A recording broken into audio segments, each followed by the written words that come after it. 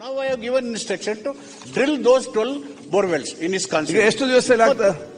Immediate ಆಗಿ ಕೊಡ್ತೀವಿ, ಅದೇನು ದುಡ್ಡಿನ ತೊಂದರೆ ಇಲ್ಲ. ಅಲ್ಲ ದುಡ್ಡಲ್ಲ. ಈಗ ಅವರ ಪ್ರಶ್ನೆ ಇದೆ, ಅಲ್ಲಿ ಓವರ್ ಆಲ್ ನಮ್ಮ ಮಾನ್ಯ ಸದಸ್ಯರು ಅವರ 12 ಜನದ ಏನು ಪ್ರಶ್ನೆ ಕೇಳಿದ್ದಾರೆ, ಎಷ್ಟು ಸಮಯದಲ್ಲಿ ಅದು ಬೋರ್ವೆಲ್ ಡ್ರಿಲ್ ಆಗಿದೆ ಅಂತ ಹೇಳ್ತಾ ಇದ್ದೀನಲ್ಲ. ನಾನು ಸ್ಪಷ್ಟವಾಗಿ ಮಾನ್ಯ ಸದಸ್ಯರಿಗೆ ಹೇಳಿದ್ದೀನಿ. ಓಕೆ, ಅವರು 12 ಬೋರ್ವೆಲ್ಸ್ ಕೊಡ್ಬೇಕಲ್ಲ ಅವ್ರಿಗೆ. ಆಯ್ತು, ಯಾಕೆ ಡಿಲೇ ಆಯ್ತು? ಅವ್ರ ಕೋಟೆ ಏನಾಯ್ತು?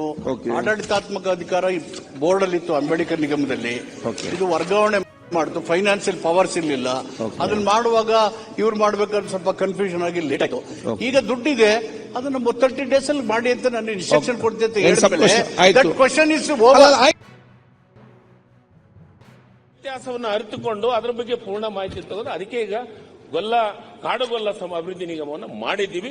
ಅವ್ರೇನು ಇವತ್ತು ಸಲಹೆಗಳನ್ನು ಕೂಡ ನಿಜವಾಗಲೂ ಸರ್ಕಾರಕ್ಕೆ ಇಂಥ ಸಣ್ಣ ಸಣ್ಣ ಸಮಾಜದ ಬಗ್ಗೆ ವಿಶೇಷವಾದಂತ ಕಾಳಜಿ ಇದೆ. ಅದಕ್ಕೆ ಈಗೇನು ಅವರು ಕೆಲವೊಂದು ಸಲಹೆಗಳನ್ನು ಕೊಟ್ಟಿದ್ದಾರೆ. ಕಾಡುಗೊಲ್ಲ ಅಭಿವೃದ್ಧಿ ನಿಮಗೆ ಈ ವರ್ಷ ದುಡ್ಡನ್ನು ಕೊಡುವಂತದ್ದು ಕೆಲಸ ಮಾಡಬೇಕು ಅಂತ ಮುಖ್ಯಮಂತ್ರಿಗಳಿಗೆ ಮನವಿಯನ್ನು ಸಲ್ಲಿಸಿದ್ದೀವಿ. ದಾರಿಗೆ ಎಳಿತಿದ್ದಾರೆ ಅಂತಕ್ಕಂಥ ಭಾವನೆ ನನಗೆ ಬರ್ತಾ ಇದೆ. ಕಾಡುಗೊಲ್ಲ ಅಂತಕ್ಕಂಥ ಕ್ಯಾಟಗರಿನ ಕ್ರಿಯೇಟ್ ಮಾಡಿ ಆದೇಶವನ್ನ ಮಾಡಿ ಕಾಡುಗೊಲ್ಲರ ನಿಗಮವನ್ನ ಮಾಡೋದಕ್ಕೆ ಪ್ರೋತ್ಸಾಹ ಕೊಡೋದ್ರ ಜೊತೆಗೆ ಕಾಡುಗೊಲ್ಲರನ್ನ ಎಷ್ಟಿಗೆ ಸೇರಿಸಬೇಕು ಅಂತಕ್ಕಂಥ ಶಿಫಾರಸನ್ನ ಸಚಿವ ಸಂಪುಟದ ನಿರ್ಣಯ ಮಾಡಿ ಆದ್ರೆ PMJSY ನಲ್ಲಿ ನಮಗೆ ಏನು ಮಾನದಂಡಗಳ ಸರಳೀಕರಣ ಮಾಡ್ಬೇಕಂದ್ರೆ ಪಾಪ್ಯುಲೇಷನ್ ಕಮ್ಮಿ ಮಾಡಬೇಕು ಅಂತ ನಾವು ಹೇಳಿದ್ದೇವೆ. ಅದು ಆಗ್ಲಾರ್ದ ಕಾರಣನೇ ನಾವು ಪ್ರಗತಿ ಪಥ ಮತ್ತೆ ನಮ್ಮ ಕಲ್ಯಾಣ ಕರ್ನಾಟಕದಲ್ಲಿ ಕಲ್ಯಾಣ ಪಥ ಯೋಜನೆಗಳನ್ನ ನಾವು ತಂದಿದ್ದೇವೆ.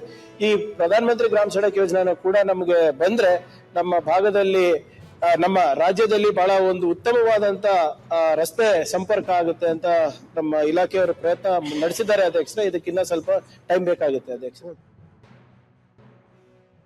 ಮೂರನೇ ಪ್ರಶ್ನೆ ತಾವು ಕೇಳಿರ್ತಕ್ಕಂಥದ್ದು ತಮ್ಮ ಅಸೆಂಬ್ಲಿ ಸೆಗ್ಮೆಂಟ್ ನಲ್ಲಿ 23, 24, 24, 25 ನಲ್ಲಿ ನಮಗೆ ಒಟ್ಟಾರೆ ಬಂದಿರತಕ್ಕಂಥದ್ದು 1081 ಅಪ್ಲಿಕೇಶನ್ ಬಂದಿದೆ ತಮ್ಮ ಅಸೆಂಬ್ಲಿ ಸೆಗ್ಮೆಂಟ್ ನಲ್ಲಿ.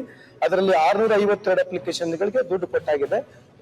ಯಾರಿಗೆ ರಿಜೆಕ್ಟ್ ಮಾಡಿದೀವಿ ಅದಕ್ಕೆ ಸಮರ್ಪಕವಾದಂತ ಕಾರಣಗಳಿಂದ ಅವ್ರನ್ನ ರಿಜೆಕ್ಟ್ ಮಾಡಿರ್ತೀವಿ ಸಭಾಧ್ಯಕ್ಷ. ಲೋಕಲ್ ಬಾಡೀಸ್ ಇಂದಾನೆ ಅವರಿಗೆ ಸಂಬಳ ಕೊಡುವಂಥದ್ದು. ನಾವು ಯಾವುದೋ ಒಂದು ಏಜೆನ್ಸಿ ಫಿಕ್ಸ್ ಮಾಡಿರ್ತೀವಿ, ಅವರಿಂದ ಅವರಿಗೆ ಸಂಬಳ ಹೋಗ್ತದೆ ಸಭಾಧ್ಯಕ್ಷೆ.